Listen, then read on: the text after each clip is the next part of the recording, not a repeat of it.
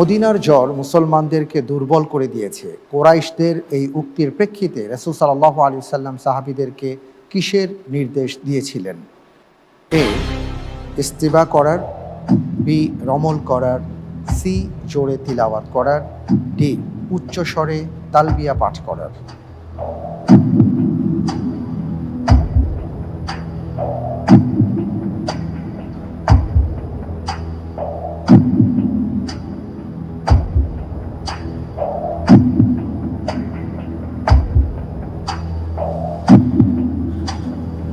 আলহামদুলিল্লাহ, আমি আল্লাহর উপর ভরসা করে উত্তর হিসেবে বেছে নিচ্ছি বি রমল করার। বি রমল করার। আমি কি লক করে দিব? জি ইনশাআল্লাহ। ফ্রিজ করে দেওয়া হোক বি রমল করার।